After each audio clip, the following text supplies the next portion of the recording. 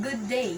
So for today's lesson, I will discuss to you how to solve for Bernoulli's equation and linear coefficients of two variables.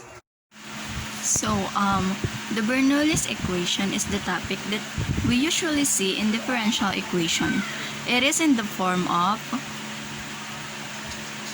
y prime is equals to a of t multiplied by y plus f of t multiplied by y raised to the power of n.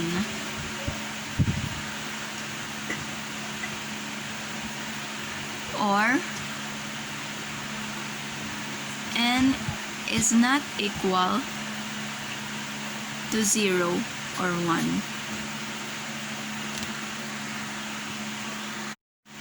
Suppose that we will have an equation y prime equals to a to the t multiplied by y plus f of t multiplied by y over n, or to the power of n, where it is not equal to n. Or it is not equal to 1. We're gonna do a substitution where we are going to let z or we have the change of variable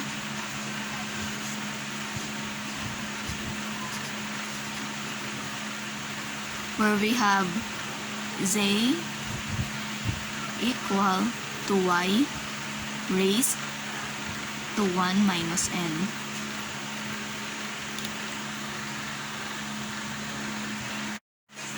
Once we get this, we will end up with a linear equation, and it's not going to be prime anymore. So we will gonna use the chain rule, which is dz over dt equals to dz over dy times dy over dt. We will get the derivatives of z with respect to y. Take the derivatives of z equals to y minus 1 minus n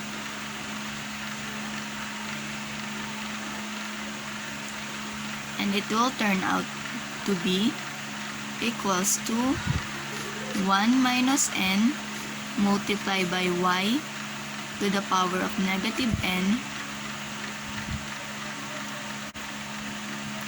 but we still have dy and dt over here, so we were going to multiply it to y prime.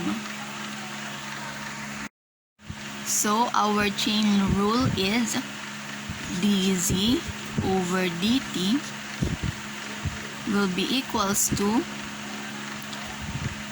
1 minus n multiplied by y to the power of negative n times y prime, which our 1 minus n multiplied by 1 to the power of negative n is our dz over dy, and our y prime is our dy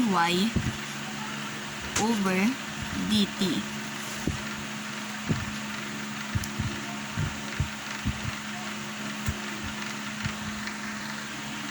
After doing the chain rule and getting this answer, we will try to solve for y prime.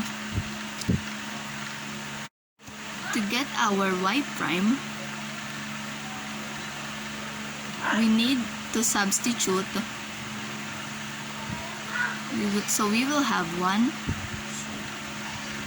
over 1 minus n multiplied by y to the power of n multiplied by dz over dt equals to y prime.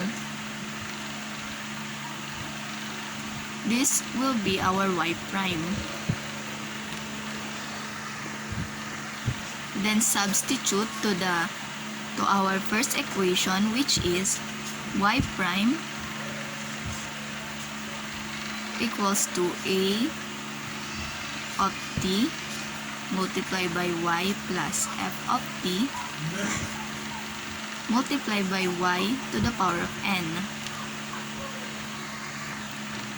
So we will have the y prime. We need to substitute it to this, the equation we get in this, which is 1 over 1 minus n multiplied by y to the power of n dz over dt equals to this, which is a of t multiplied by y plus f of t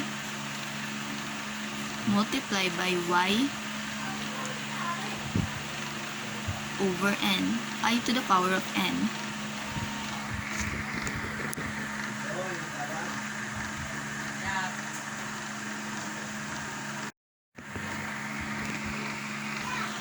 Next thing to do is solve for our dz dt by multiplying both sides by 1 over 1 minus n and also divide by 1 to the n power. So we will have dz dt equals to 1 minus n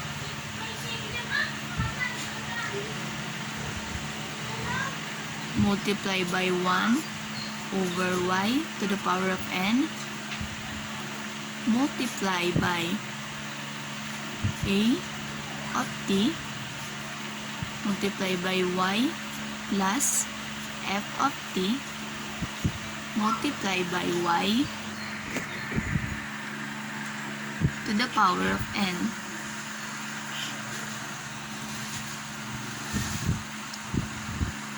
Then we will have dc dt equal to 1 minus n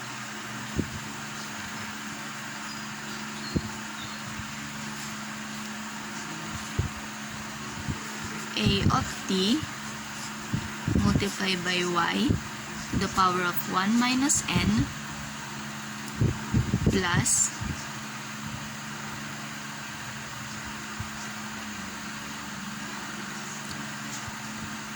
1 minus n multiply by f of t. So we will get our final answer, and instead of y prime we will have z prime equals to 1 minus n a multiplied by a of t multiplied by z plus 1 minus n multiplied by f of t.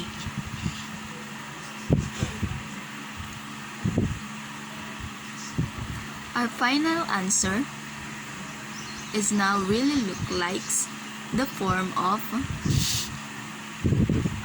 the first equation, which is y prime equals to a to the t, a of t multiplied by y plus f of t,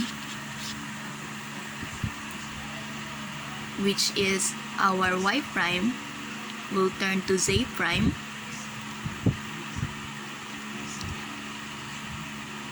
and our a of t, y multiplied by y, is this, and our f of t will be 1 minus n f of t. Our final answer is this.